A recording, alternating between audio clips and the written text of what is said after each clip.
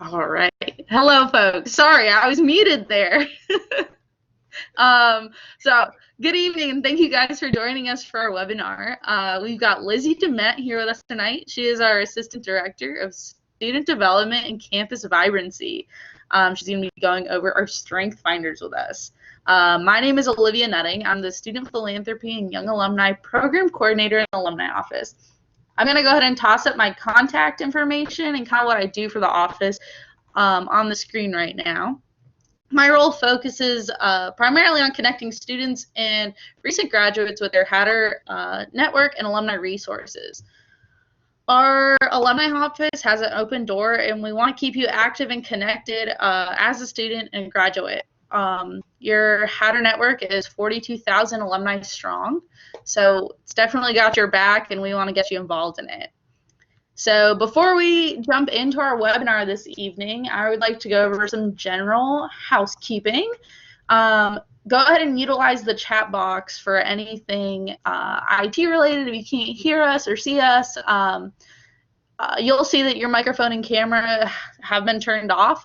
Towards the end of it, we can turn it on for a Q&A session, but we're going to go ahead and let Lizzie do her presentation first. Next, I'm going to turn it over to Alex, who will send it over to Lizzie so he can introduce himself. He is also from our alumni office. So take it away, Alex. Thank you, Olivia, and welcome to everybody. Thank you all for joining tonight. My name is Alex Heron. I am the Assistant Director in the Office of Alumni and Parent Engagement.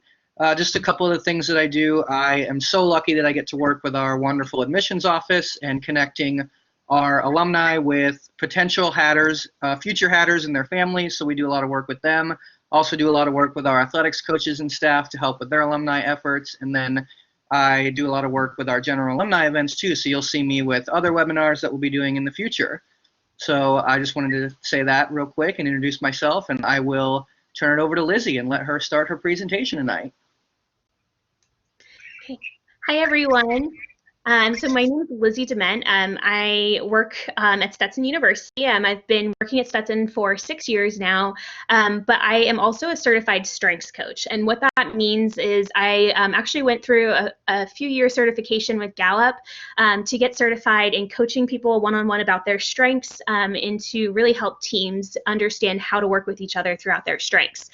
The reason I went through this specifically is when I started here at Stetson University, we decided to become a strengths-based campus.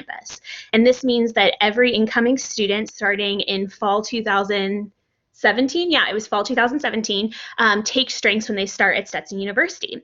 And the reason we did this is because we really wanted to provide kind of a common language for students when they started talking about strengths or talking about their abilities, and also kind of understanding like how they could use their strengths and abilities in their career readiness, in their academic success, in their engagement across campus, in their wellness.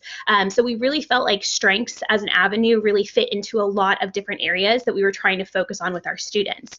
So this has been a really fun platform to launch with our students across campus, and I love it because every year I feel like we have more and more engagement with students through their strengths development. So I'm excited to talk about this with you all. If you have not taken strengths before, that is totally fine. This is definitely one of those activities that as you're going through it, you're going to see some certain words, like Alex said, that he has not taken strengths, but he talked to someone and knew immediately that he was a woo. And so you'll kind of start picking up on that, and you'll also start picking up on strengths that you feel like are not in your top 5. So as you can see on the screen right now, those are my top 5 strengths: activator, woo, belief, connectedness, and communication. I've actually seen all 34 of my strengths in order, and my number 34 strength, so my last strength, is consistency. I am not a consistent person in any way, shape, or form. I think that's why I love working with strengths so much, is because things are constantly different when I'm working with strengths. So I'm excited to get into this. If you all have questions throughout, feel free to throw them into the chat box. I am watching that, so I'm happy to answer any questions throughout, and there will be a few times I'm going to ask you all also to throw in some things in there, just so we can kind of, keep you all involved in everything throughout this presentation. So going into this, what is strengths? So I mentioned a little bit already about like why we decided to utilize strengths here at Stetson University, but specifically strengths is a personalized assessment that helps people understand what they're strong at and areas that they have the ability to develop their strengths even more. So you'll hear me use the term strengths a lot throughout this, but when you actually take the assessment, it tells you what your top 5 talents are. And the reason they call them talents is because it's really what we're trying to do is help you understand areas you're talented at and how you can turn them into strengths throughout your life. So what I personally love about strengths is how individualized and unique it is. So like the likelihood of me having the same strengths as another person is a 1 in 5 million chance. So I think it's very nice that it's so personalized and so different, because a lot of times when we're looking at different assessments to understand ourselves better, it puts us into small little boxes, right? It's like you're in one of 4 boxes and everyone in the world is in one of those 4 boxes. But because strengths is so individualized, a lot of times it's easier for people to relate to it and apply it to their future. So into a little bit of the history of it. So Gallup, some of you all may have heard of this company before. If you haven't, you'll hear of them a lot this fall. Gallup is a polling company. So a lot of times when people hear the name Gallup, they automatically think about like presidential elections and things like that. And that's because they are the company that does a lot of the polling to predict how elections will go. Well, what they're strong at is assessing things. They're very strong at projecting things and kind of figuring out all of those details. And so Gallup is actually the company that oversees strengths and actually executes the entire assessment. But how it was launched was back in the 1970s. Dr. Clifton, this guy who's a drawing on the screen right here, he was doing a research study and trying to figure out what made people strong leaders. And so he decided to actually do a study with the Fortune 500 leaders at that time and find out what made them strong leaders. And what he was expecting to find from this is that every single person who was a Fortune 500 leader, maybe they were all really strong at communication, or maybe every single person who was a Fortune 500 leader was really strong at managing other people. And so he thought he was going to find some type of connection like that. But instead, when he was doing the research study and interviewing all these people, he found out instead that all of them were actually very different people, but instead of all having a similar trait, they all knew what traits they were good at and they knew how to use them to the best of their ability. So that's how strengths kind of developed. They wanted to create an assessment to help people understand this is what you're naturally strong at and this is how you can develop those and turn them into strengths throughout your life. So with that, oops, I just clicked the wrong thing. There we go. With that, they have done a lot of other research studies really to help people figure out what makes someone a top achiever. And so throughout one of their studies that they actually did in the late, I think it was in 2009, was they were doing a research study on top achievers and what makes someone a top achiever. So these were the 4 common traits that they actually found with it, is that top achievers tend to recognize their talents and build on them, as I mentioned earlier. They invent ways to apply their greatest talents to their achievement tasks. They capitalize on their own personal uniqueness, and they manage their weaknesses by using their strengths. My favorite one on here is the third one, capitalize on their own personal uniqueness. So as I mentioned, what I love about strengths is it really helps you understand what makes you unique and different and how you can really utilize that to the best of your ability and whatever you're focusing in on. And that's something that's really important to us here at Stetson because students who are coming to Stetson, they want that personalized, unique experience in college. And so I really like utilizing strengths with students one-on-one so we can provide that experience with them. What I also love about strengths too is that it's not just like an assessment that you utilize in college and then you never talk about again. It actually applies to a lot of different fields. I actually went to a conference, I guess it was a year ago. Wow, yeah. I went to this conference, which is the Gallup Strengths Conference. I went to it in 2019 and in 2018. And I went to this conference expecting to see like all these strengths coaches who worked in higher ed. I'm used to going to higher ed conferences. That's what I've always done. And I walk into this conference and there's like no one from higher ed there. I was like mind blown by it. I think there was only 100 of us who worked in higher education. And over 1,000 people who worked there actually worked for corporate businesses. So there were different corporate groups represented there, like Chipotle was there, P.F. Chang's was there, Disney was there, like all these different groups. And it's because they use strengths actually with their employees as a professional development tool. So I think it's pretty cool that we can actually tie those 2 experiences together. But these corporate businesses are really doing this because they know if they capitalize on the unique talents of their individuals, they can strengthen their company within, which is really cool to see. So another study, they like doing lots of studies at Gallup, as I mentioned, is they actually looked at like what happens when an organization focuses in on the strengths of their employees or of the different people involved in that corporation. And they found the people who utilize strengths in their corporations, those individuals are 3 times more likely to have a happy life, and they're 6 times more successful in their current job and in future jobs. They also found that those organizations that are focusing on strengths, the organization overall is 8.9% more profitable and 12.5% more productive. So this is definitely showing why corporate America is utilizing tools like strengths to really develop their employees. And this is something we also want to push with our students. We really want to develop holistic students at Stetson. And so kind of creating that experience now that can tie into your future life as you're graduating, as you're going into future careers, it's really important to have that balance to help you have a happier life, be more successful, and be part of those amazing companies that are really developing their employees. So this is my last slide before we go into actually discussing some of the strengths. But as I mentioned before, this is just something important to note back on, is that when you take this assessment, you actually find out your top 5 talents. What we're going to be talking about today is what those talents mean, how you can invest in them, and how you can turn them into strengths.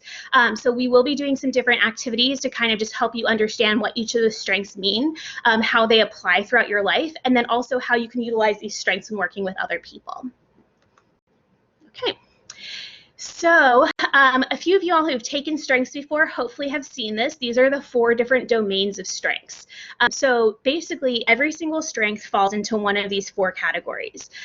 So at this point, if you have taken strengths, I would definitely recommend, if you don't remember what your top 5 strengths are, to pull them up.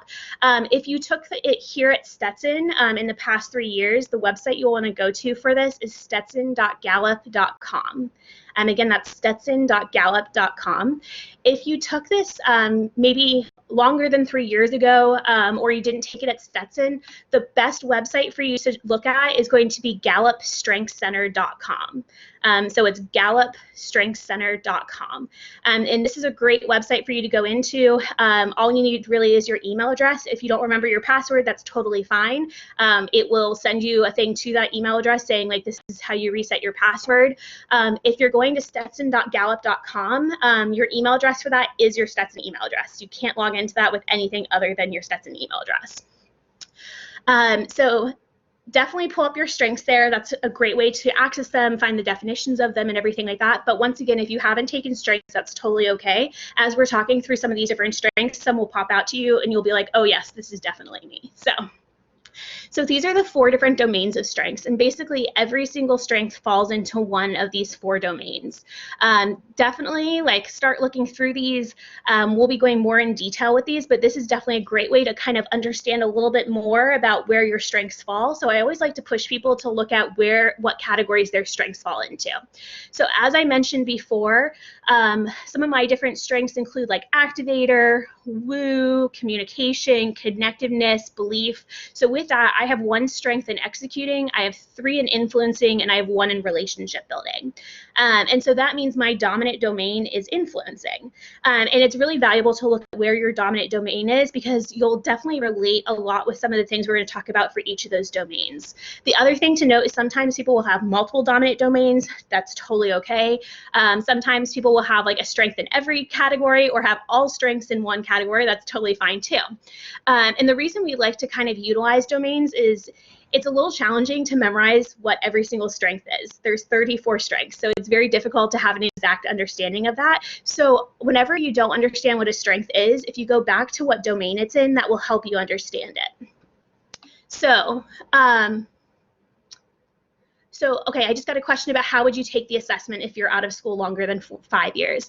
So there is accessibility on the Gallup Strength Center website to take it. It does cost $12 to take it, but you can buy an access code from them on that website. So that's a good question. Okay, so we're going to start talking about the first strength domain that we mentioned, which is executing. So the most common strength in the entire world falls in this category, which is achiever. We tend to see achiever in a lot of our college students, and I think a lot of times that's what pushes them to come to Stetson, what pushes them to, you know, be really strong in high school and transfer that over to college. But all of our executing strengths are really focused about getting things done. A lot of times people with executing strengths are very focused on outcomes. They feel like they need to go through that to-do list and get everything checked off. They really are, you know, kind of pushing themselves to be their absolute best. But what can actually be challenging for people who have executing strengths is a lot of times they're very action oriented. So they're wanting to go, go, go with everything they're doing. They don't like to just sit down, reflect, and, you know, plan things out. They want to actually be moving forward with everything they're doing.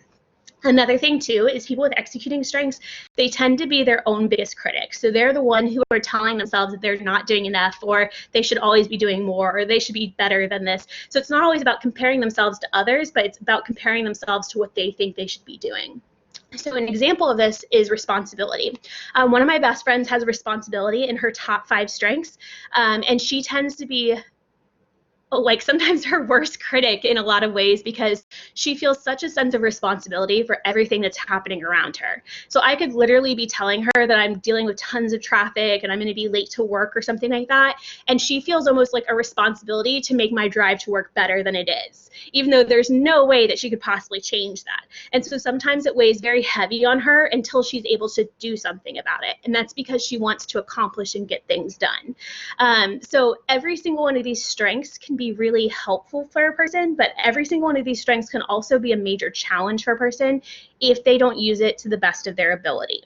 And so that's something you'll definitely see throughout this, is that our biggest strengths can also be our biggest weaknesses. Some other examples of strengths within this category include consistency. I mentioned this is my lowest strength, but consistency, these people tend to be very focused on creating a plan and fulfilling that plan constantly over and over again.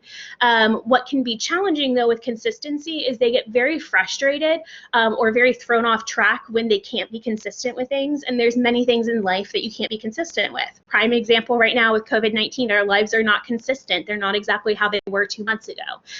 Even situations like major life changes, like having a child or something like that, can really throw someone who has consistency in their top 5 off balance because they really are not used to the plan that they have, and they may not be executing things at the capability that they're used to executing things at. So the next domain we're talking about is influencing strengths. So all of these strengths are really focused on trying to influence others to get things done and influence and kind of motivate others to accomplish things. What's interesting about this is the 3 least common strengths in the world all fall in this category. And the least common strengths in the world include significance, self-assurance, and command. Command is actually the least common strength in the world and in the United States. Self-assurance is actually the least common strength, though, in college students. So it's very interesting kind of seeing that change there. There's a lot of different reasonings that people have speculated for this, but there's not an exact reason for why self-assurance is lower in college students than in others. So with that, command is really a strength focused on kind of oh yeah, so Sue was just mentioning that her son actually has self-assurance. So yeah, so it's really interesting with these different strengths because sometimes the lowest ones, you'll find random people who do have these strengths, but a lot of times those people, you're like, oh yes, they definitely have like significance, they definitely have self-assurance, and you can definitely pick up on a lot of those traits with them. So going back to command, yeah, Sue said she could definitely tell with her son. So going back to command, this strength is really focused on kind of taking the lead with others, creating like a commanding experience where a lot of times people just naturally follow this person. So they are the type of person that when they speak up and they have direction that they're providing people, people just naturally fall in line with it because either they have such trust in that person, it just naturally makes sense because how they speak and how they direct people, or even just because of the influence that they're able to create over people. And so it does make sense that it is one of the lower strengths. Self-assurance, which is very focused on these people kind of just naturally feel confident in what they're talking about. And it's one of those things that if they're talking about something, it's not something they're unsure about. They only talk about things that they're very confident in and they have self-assurance in. What can be challenging, though, sometimes with self-assurance is either A, people expect them to always be perfect at everything because they have such confidence about what they're saying, or also sometimes they can get a little cocky when they're talking about things also. Significance, as I mentioned before, these are the type of people who really like to recognize the significance of others and be recognized themselves. So a lot of times they're the type of person that if you give them a little recognition for what they're doing, they go miles with it, and they're very strong at getting things done. So you can see all of these are really focused on how they influence others and work with others. And so what can be challenging with all of these strengths, though, is that these people really like to direct others, and sometimes it can be really challenging for them to be in certain roles if they're not in the directing or leadership role. And a lot of times they can get frustrated with others with this.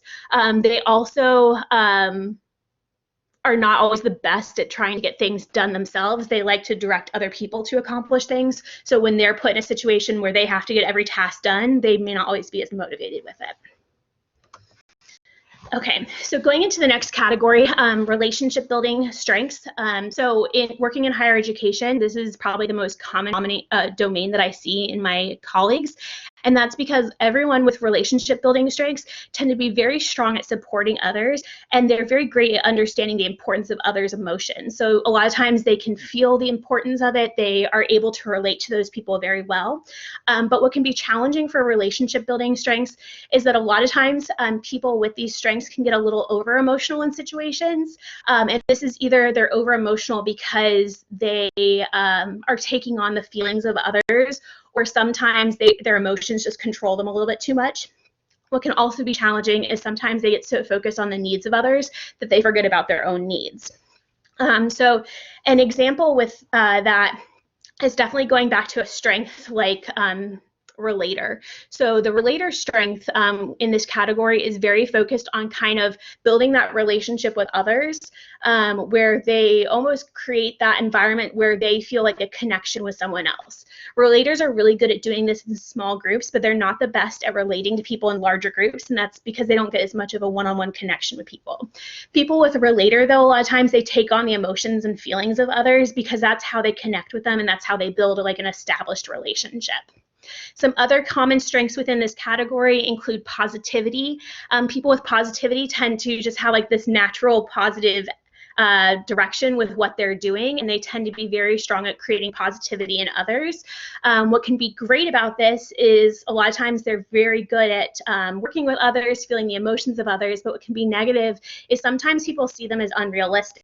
Not everything in the world is positive, right? But they tend to like making things have a positive spin, so sometimes it can be challenging for them to kind of get that, to make sure that everyone feels kind of supported by them and not feels like they're being unrealistic with things.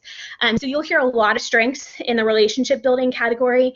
One thing I always like to talk about is with empathy. This strength is really about like feeling the emotions of others. A few years ago in our counseling center at Stetson, every single staff member who worked in the counseling center had empathy in their top 5, which totally makes sense if you think about it, because their job is really about counseling students through their emotions, helping them understand how to deal with those emotions and move forward. And so it was really that all of them had empathy in their top 5. It definitely aligned with their work that they were doing. Okay. So our last domain that we're going to be talking about is strategic thinking strengths. So all of these strengths are actually very focused on thinking, processing, and making a plan. So a lot of times what's really great about these strengths is people with these strengths are very strong at looking at things from different perspectives to decide what's the best direction to go with things. But what can actually be very negative about strategic thinking strengths is a lot of times they need time to plan things, so they're not good at making like split-second decisions or just deciding and moving forward with things because they want to plan out everything. Another thing also is sometimes they struggle to put their thoughts into words because they have such an intricate idea of how things are, and so to actually translate it out and get it to people, it's very challenging. Okay, yes, I'm hearing a lot of people who have strengths with this in this category. So some examples I like to give with this. One strength I always love talking about in this area is context. So I never really understood when people use the term context for things until I learned about this strength. So context is really about like absorbing kind of the why and the understanding before they actually do things with it. So Sue, the person I'm about to talk about, you'll be like, oh yes, this totally makes sense. But our AVP and our executive director of housing at Stetson, Larry Carell Hughes, has context in his top 5. And he always loves asking why, as Sue was saying. So when he actually started here at Stetson University, he kept asking everyone why Shadowin was built how it was built. Because if you've ever been in Shadowin before, it's a very weird building. It like makes no sense how some of the hallways connect in there, and it just is not very logical. And so I think he asked people why it was built how it was built for almost 4 months after being here at Stetson.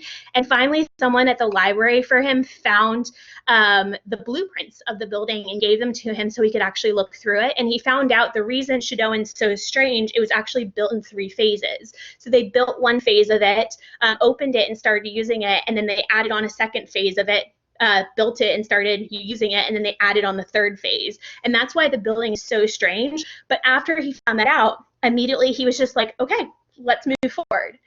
When he found that out, I was expecting him to do something monumental with it, but instead he just wanted that context so he could understand why and move forward with it. So context people are always just wanting to know the why. Some of the other strengths in here, input, if you read the definition on this one, sometimes people are like, this is very strange, but the input strength really talks about collecting things. And people with input a lot of times will either collect objects, they'll collect ideas, they'll collect experiences, they'll collect people even, which sounds strange, but the reason they do that is they like to collect things so they have a bank of everything that they need to use when they have to strategically make a decision with something. So a lot of times, we have a lot of people here, that's awesome. So a lot of times people with input, they will want to collect ideas. So maybe they're fascinated about birds or something like that. So they collect different ideas by reading up about all those different birds or blogs about them or listening to different lectures about birds. So someday they can eventually use all that information in this like amazing research study they're doing. But they like to collect all of that so they can do something with it. Sometimes people will hear this and be like, oh my gosh, that's kind of strange. But a lot of times I actually know people with input who like to collect relationships. So they're the type of person who they like to relate to a lot of different people because they know eventually those relationships will actually help them in some way, shape, or form. So I hope this helps you all. Anytime that you're trying to understand a strength, once again, you don't need to memorize what all 34 of them are about, but go back to what domain it's in and it will help you understand the purpose of it, because every single strategic thinking strength is really about planning and processing things, but they also have similar weaknesses with all of them. Every single relationship building strength is really about supporting others. They have similar weaknesses also. So always just go back to whatever domain it's part of. Okay. So what we're going to do now is we are actually going to talk a little bit more in depth, and we've already done this with a few of the strengths. Let's see. Okay, the question I just got was, do the strengths cross all domains or more in one of the categories? So every single strength is put into one specific domain. It is not in all 4 domains or anything like that. But when you find out your top 5 strengths, so when you take the assessment, it actually tells you these are your top 5 strengths. You may have strengths in all categories. You might have them in only 3 categories. You might only have them in 2. You might only have them in 1. But every single strength only falls into one domain. Okay, so what we're going to do is talk a little bit about the strengths and weaknesses of different strengths. So with this, the reason we're doing this is to kind of help you understand how a strength can help you in your work and also how it can hinder you in your work. So an example I put up here is achiever. Achiever, as I mentioned, is the most common strength. So you'll definitely see this a lot. Achievers, a lot of times they're very good at getting things done. They're the to-do list people. So they're very strong at making sure things are getting accomplished, making sure things are moving forward. And so people with achiever, a lot of times they say that this helps them because they are very true to their commitments. If they say they're going to do something, they're going to move forward with it. What can be challenging though with commitment or with achievers is sometimes they tend to overcommit to things. So a lot of times they are like, okay, yes, I can do everything. So like they're the student that their first day of college, they're signing up for 25 organizations, even though there's no way they can possibly balance all of that, plus class, plus work, life, and everything like that. So they tend to overcommit to what they're doing. Also, achievers a lot of times want to be perfect. So they are the type of people who are trying to make sure everything they're doing is the absolute best it can be. And this can be really challenging for them because sometimes there isn't a perfect situation. Sometimes they can't really control how to make things as best as possible because they don't have full control of those situations. And so as you can see, Achiever can really help you, but it can really hinder you. So one tip I always like to say is, especially if you're interviewing for a job or if you are working, trying to understand a new team that you're working with, always go back to your strengths to talk about your strengths and weaknesses. So like if you're going into an interview, you're not just going to say to someone, oh, I'm an achiever, because they may have not taken strengths. They may not really know what you're talking about. It's better to put it in this context. So if you're going into a job and they're like, what are some of your strengths? You can say, I am very good at getting things done. If you give me a task, I'm going to accomplish it. That's a great strength, definitely, to talk about in those situations. But when they also ask you questions like, what are your weaknesses? You can also use your strength to talk about that too. So you can talk about how you are such a committed person that you tend to overcommit, and that can actually be a weakness for you because you want to try helping everyone or you want to try all these new experiences. So definitely go back to your strengths when you're talking about situations like this. Okay, so the next sample one we're going to do is strategic. I know a lot of y'all had strategic strengths, so let's talk specifically about this strategic strength. So people with strategic, they tend to be very good at making plans, and they're very good at coming up with a plan and helping people understand the purpose of that plan. So what's nice about being in strategic, as I mentioned earlier, is that it really pushes people to look at things from other perspectives. So someone with this strategic strength would be very good at understanding and analyzing a situation from the perspective of everyone who's involved in it. Also, something that can be challenging, though, for someone who has strategic as one of their top 5 strengths is a lot of times they want to have a strategy or a reason for everything that they're trying to do. But you can't really have a strategy for everything in life, and you don't always have time to make a strategy. Prime example, you're out hanging out with your friends or something, and everyone's saying, what should we go next? You don't have 2 hours to sit there and analyze where is the best place for us to go get ice cream based off of the cost, based off of the interaction, based off of the experience. So a lot of times strategic people are not good at making those split-second decisions. Even though they want to have time to think things out, they don't always have an environment where they can actually do that. And so if you were talking about this in a career situation and someone asked you what you're strong at and you had strategic in your top 5, I would definitely talk about how you're very good at making a plan and looking at things from other people's perspectives. But if I was talking about a weakness, I would talk about how sometimes I want to be a little bit too planned, so it can be hard for me to make a split-second decision. That's a great way to kind of work with an employer and help them understand that. Okay, the next one that we're going to look at is relator. I mentioned this one earlier, which is also in the relationship building category. So something I would talk about for someone who has relator in their top 5, I would say something that's positive about this strength is that they're very good at connecting with other people, and they're very good at establishing those deeper relationships. So they tend to have more than just a face level connection with everyone that they're relating to.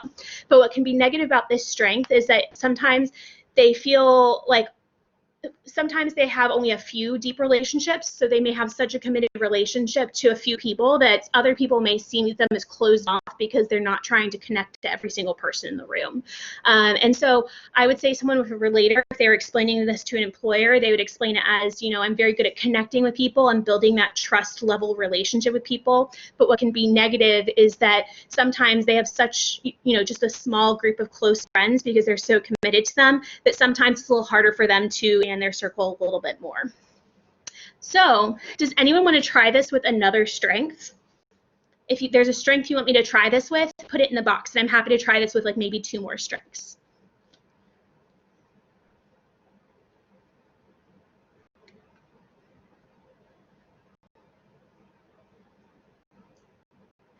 Any other strengths y'all want me to try it with? Individualization, okay. We can definitely try it with that one. And then another one was intellection, analytical, harmony. Okay, so let's try with individualization first. So with individualization, what's really positive about this strength, and also kind of to go into some history about individualization, this strength is really focused on building personalized connections with people. So relator is very much about doing depth of relationships. Individualization is personalized. So they're the type of person who's very good at connecting with people and making them feel almost basically important because they are giving them such a personalized experience. So they're the one who's remembering, you know, oh, this past weekend your grandmother had surgery. How is she doing with this? Or they're also the type of person who's very good at making sure that everyone feels like they're important in a situation. So what can be positive for a leader or even an employee or someone who has individualization in their top 5 is a lot of times they're very strong at making people feel almost significant and important in whatever's happening in their life. But what can be challenging for someone who has individualization is a lot of times they get so focused on those individual needs of those people, it can be hard for them sometimes to see the greater needs of a group, or sometimes they get so focused on the individual needs they don't see the importance of focusing on the greater needs of a group. So this can definitely be challenging because they put so much time and commitment into making those individualized relationships. So if I was talking about this with an employer, I would say, you know, I'm very good at making personalized connections and making those that I work with feel important and significant because of how I relate to them and help them understand their importance. But what can be challenging with this is sometimes I get so focused on the individual needs of other people that sometimes it can be harder for me to kind of connect all of those needs together because I think it's so important that everyone has that individual connection. Okay, so let's try this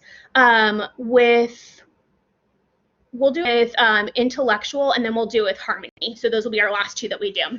So intellectual, this strength is very much focused on just kind of understanding, like having a greater understanding of things. So people with intellectual, they love, or with intellection, they really love to learn. They love to have, you know, those high-level conversations. So Larry Carell Hughes, who I mentioned earlier, also has intellection in his top 5, and he loves to just kind of think for the joy of thinking. One time I went into a meeting with him, and he just said to me, "What makes someone a first-year student?" And for me, that's like a 5-second response, right? But for us, it ended up being an hour-and-a-half conversation of what is a first-year student. And that's because he liked to have that higher level thinking. So what's really strong about this strength is people with intellection are very strong at kind of thinking things from like that bird's eye view, like making sure that they're thinking about things at that higher level and really analyzing every single detail of it. But what can be challenging is kind of going back to time, there's not always time to actually have that deep level conversation about everything you're doing. And so people with intellectual, it can actually be a little challenging for them sometimes to really understand something when they don't have that time to process and think and get through something. So I would say a strength about that is that people with, or if you're explaining this to an employer, is that intellection, you're very good at kind of understanding that purpose and having that deeper level conversation. But a weakness from that strength would be that sometimes you need a little extra time to think or to process things, and you like to have that time to do that. Okay, so our last one we're going to do is harmony. You all were messaging a lot about harmony throughout this. So harmony, this strength is really focused on kind of creating peace with the people around them. So a lot of times people with harmony do not like to create conflict. They like to resolve conflict as fast as possible. And so what can be really positive about this strength is they're very kind of understanding the needs of the group to kind of find that balance amongst them. What can be challenging, though, is sometimes people with harmony do not always stand up for themselves because they don't want to create that discourse. So an example of this was when I first started at Stetson, we used to go out to lunch all the time. And a lot of people in our friend group that would go out to lunch had harmony. And so when we would say to the group, okay, where should we go to lunch today? It would take us forever to come up with where to go to lunch. And that's because no one was willing to throw out a restaurant because they were afraid that it was going to create discourse where someone would be unhappy with the place we were going to for lunch. So finally, we had to come up with a new technique actually to decide on lunch. And so we had like a jar of Post-it notes. We would just draw a place out of there, and that's where we we would go to lunch. So if I was explaining harmony to an employer, I would say to someone that a strength of mine is that I'm very good at understanding the needs of others and make sure that there's peace and equal ground among everyone when they're having discussion or working together. But what can be challenging for me is I don't like creating discourse. I like to make sure we're staying in a harmonious place. So sometimes when I have to go create discourse because of a decision or because of a situation happening, it can be very challenging for me to step in and do that. So I hope that helps. I hope you all feel like a little bit more comfortable about how strengths can actually apply in your life, and also a little bit more about like how you would explain a strength to someone. A lot of times people will say to me, like, does every single strength have a positive and a weak, like a positive side and a negative side? Yes. And what I always jokingly say, but this is so true, if you can't figure out what's negative about one of your strengths, ask a family member and they can tell you. And that's because your family has seen you at your both, your best time in your life and your worst time in your life. So they can definitely tell you how your strengths have hindered you if you tell them the definition of your strength. So the next thing I just kind of wanted to bring up, and we're going to do like one or two samples based off of time, is how strengths can work together. So in this specifically, we're going to look at, pretend like there's two different people. Say one person has the first strength on here and another person has the second strength on here. And we're going to talk about possible conflict that can happen between these two strengths, but also how you could get those two strengths to work together. So the first example we're going to do, and it might be our only example because of time, we're going to talk about competition and woo. So competition, a lot of times people hear the strength and they are like, what's the difference between competition and achiever? So once again, going back to names, achiever is really about pushing yourself. Competition is about pushing others.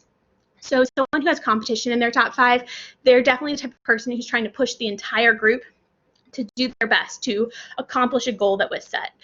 Someone who has woo in their top 5, they are very focused on kind of winning others over, establishing that first connection, and making sure that people really feel important and kind of connected to them in a situation. I haven't mentioned this yet, but WOO is actually an acronym. It stands for winning others over. So people with WOO are very strong at networking and making that original connection with people. So a possible conflict that could happen between a person who has competition and a person who has woo is that these two people have very different goals when they're working with a group. Competition is very focused on getting the group to do their best, and woo is very focused on connecting and working with everyone in the group. So possible conflict that could happen between these two strengths is that competition may be heading in a completely different direction with the group than someone who has woo in their top 5. And so they may get very frustrated because both of them are wanting to achieve that goal of either building connections or, accomplishing things as a whole within a group, and they can get very frustrated with each other because of it. An example of this would be a brand new team within an office. You have someone who comes in with competition and who's like, okay, we have to be better than every single office on campus. We need to make sure everyone's working together and we are, doing the best products. A woo is coming in and being like, hey, let's get to know everyone. Like, let's establish those relationships. Let's go do Topgolf tonight and make sure everyone's best friends. And that would really frustrate someone with competition because they're just wanting to get the projects done, while woo is wanting to make sure the entire team has that connection and has that support from each other. So a way you probably have to work to build a complementary partnership between these two is making sure both of them understand the ultimate goal. What is the goal of the team? Is the goal to have this amazing product? Is the goal of the team to make sure everyone's connected? Maybe you have both goals, but how are you prioritizing them? So if you outline those goals with them, they can definitely work together better to make sure you're accomplishing that. Both of them also would need to have really strong communication within the team of who is trying to direct what is our focus right now, and how are we all moving together with that. So this is definitely a way to look at, what our strengths can do to help each other, but also to hinder each other. So a lot of times we actually like strengths maps of an entire team to show everyone, okay, here's the entire map of the team. We notice everyone in this entire team has a lot of relationship building, but there's no executing in this team. That means everyone who has relationship building will be great at working together and supporting other people, but they may not get projects done. How can we direct ourselves and make sure that we're getting projects done? A few more things just before I open it up for questions. Is I always like to talk about with people techniques to utilize their strengths. A lot of times people see strengths immediately just as a reactive thing, where it's like if something bad happens, you use a strength to combat it basically. But there's 3 ways actually to use strengths. You can use it reactively, proactively, and developmentally. So reactively means basically something happens and you react by using your strength to support it. Proactive means you are actually doing things to prepare yourself before a situation happens to make sure your strengths are ready for that situation. And developmental is constantly. So these are things to think about when you're the team, part of an office environment, even part of a family. Like, how are you making sure that you all are prepared to use your strengths in all these situations? So proactive would be making sure that everyone kind of understands what the different strengths are of the different teammates. They know how to express these, they can work together with them, and they're prepared if a situation comes up. And so these are definitely things to think about, and these are just some different examples I listed of each of these about how you can develop your strengths. The last thing I just wanted to mention quickly is some of the resources that we currently offer on campus for Stetson with strengths. One, we do a lot of 101 training, which is a little bit of what we did here today. We actually offer a series throughout the year that involves tons of different focuses on strength, including like dealing with conflict, dealing with career readiness, all these different types of things. We have Strengths Advocate, which is actually a training you can go through to actually certify yourself with strengths on campus. We do a Strengths 34 training. This is one of our trainings, but it's also longer. It's a 2.5-hour training that we offer where we actually go through and talk about every single strength. And then finally, we also do strengths coaching, which is a one-on-one coaching you can do with a staff member on campus to understand your strengths better. And so I saw Hunter wrote in here about do strengths change? Yes and no. This is kind of a complicated question. So Gallup actually recommends that you never retake the strengths assessment. And the reason is every time you take it, the likelihood of correctness goes down. And that's because a lot of times when you're taking the assessment, you'll start predicting, oh, this question is about the achiever strength. I know I don't have achiever, so I'm going to rank myself low in this. You can retake the assessment, though. I've taken it 14 times. And the reason for that, I'm actually part of a research study right now where they're trying to test me every year to see if my strengths change. So over time, your strengths can change, but it's normally your strengths just rotate a little bit. So in my 14 times of taking it, all of my strengths have basically stayed the same, but my top 10 is rotated. So like positivity used to be in my top 5. It's not anymore, but it's now my number 6. So you can retake it. And I know I've mentioned also my full 34 strengths. You can see that. It costs a decent amount of money, though. So that's why a lot of people don't do it. It's like $40 to see all 34 of your strengths. As far as doing I see the question in there about the certificate. To become a strengths advocate, it does not cost anything at Stetson. It's just going through a bunch of these different trainings. If you want to get certified as a strengths coach, it is pretty expensive to do that, though. It's like a few $1,000s. And so that's why we offer the free training on campus with Strengths Advocate to make it more accessible and affordable for people on campus. So those are my final things that I have. Are there any other questions that you all have? We can turn on the mics if we want to. We can just do more questions in the chat box, whichever our moderators would prefer.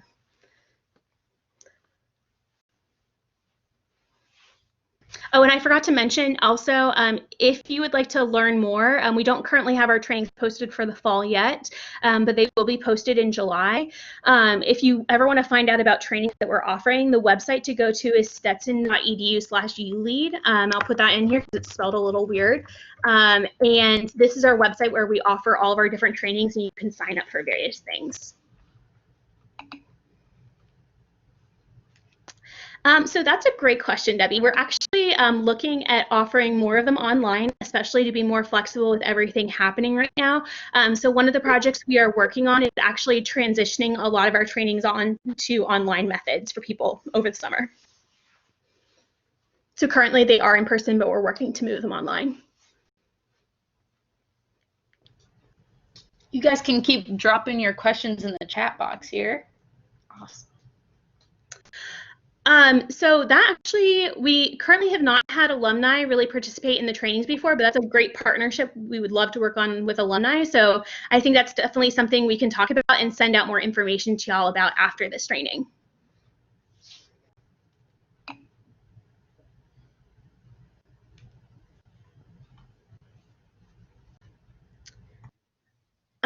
Okay, so Hunter, can you explain, so are you saying has university affected our view on certain strengths? Is that what you're saying? I can tell you, or being in the program. Okay, yes. So to be very honest, when I first took strengths, I took it in undergrad. I was very biased against certain strengths, and the reason for that is because I knew people who had those strengths, and either they weren't using them to the best of their ability, or they were negatively impacting others with them. But going through the training has helped me have a wider view of perspective about how every strength is really positive in others. So I would say it actually has made me much more positive and hopeful about strengths. So that's definitely something that I would suggest, is looking at them from everyone's perspective.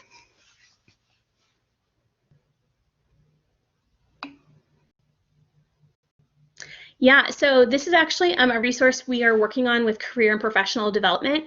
A lot of times people ask us, okay, I have Woo in my top 5. What job should I get?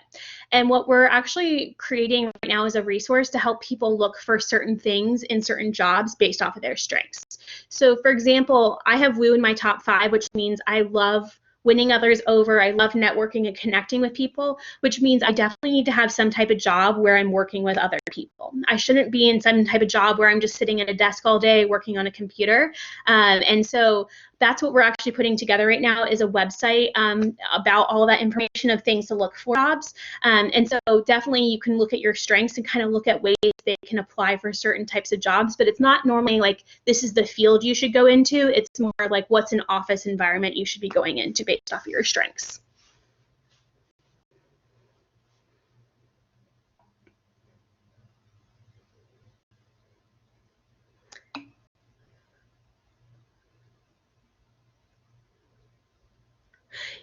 Yes. Okay. So if you're wanting to see your full list in order, when you're going in there, it gives you the option that you can select to either just do the basic assessment, which is like $12 to do, or to do the full assessment, which is like $40 to do. You would take that assessment, and then I highly recommend that if you're doing the full 34, that you are doing it, once you do that, you talk to someone about it. So like you could set up an appointment with me, for example, to talk about your full 34, but the reason I always suggest that is a lot of times when they see all 34 strengths in order, people immediately just focus in on what their number 34 is and are like, okay, I'm terrible at this. Like, I'm terrible at consistency. I can never do this. I should never do this type of thing. But really what we want to focus in on is your top strengths. And so that's why I think it's always important to kind of talk with someone. So if you did see your full 34, I would definitely recommend signing up for one of our Strengths 34 trainings, or even just signing up to talk with me individually.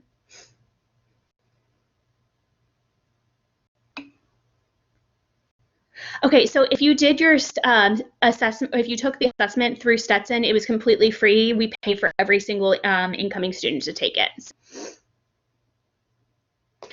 Yes. So Hunter asked about like strengthening strengths that aren't yours. So a lot of times what we talk about with people, so for example, consistency with me, even if I put tons of time and energy into trying to develop my consistency strength, I'm not going to probably ever become very strong at it. What we try getting people to focus in on more is how they can use their strengths to achieve the things they need to achieve with consistency. So for me, because I have belief in my top 5, if I believe in something and value something, I am very good at getting things done. So you would use consistency probably to accomplish things and create routine. But instead, if I use my belief and really find belief and value in the things that I'm doing, I tend to become more consistent at it. So we don't focus so much on how do you develop your number 34. It's more like how do you compensate for your 34, what your number 34 is, by using your top strengths. Okay, I think we're wrapping it up for questions. if you all have any other questions, my email address is on the screen here, so feel free to email me. We will do some type of follow-up with you all, just kind of with more information about like other programs and opportunities and things like that, especially because some of the interests you all had, especially for graduate alumni who'd like to participate in more of our strengths trainings. So thank you all so much for all of that. We definitely appreciate that. All right. Thank you guys so much. This was awesome. I'm like so ready to develop my strengths and whatnot now, Lizzie. So I'm going to drop a couple things in the chat box. One of them is going to be a survey to give us some feedback and let us know what kind of webinars you're going to want to see for webinar Wednesdays or just in general. So let me drop that in here. And then I'm also going to drop in a link to register for our next webinar, which will be with alumni Chase Coleman. And he will be talking about how to land your first job out of college. So it should be a good one. He has been able to navigate the corporate world as a young alumni, so it should be really interesting. So I've dropped those links in the chat box, so feel free to go ahead and use those. But other than that, we're wrapping it up, folks. So just thank you guys for joining us. And if you guys have any questions, feel free to reach out to either Lizzie or any of us in our alumni office. I'll go ahead and put my contact info back up on the screen, and we can kind of sign out from there. So thank you guys for joining us. Thank you all so much.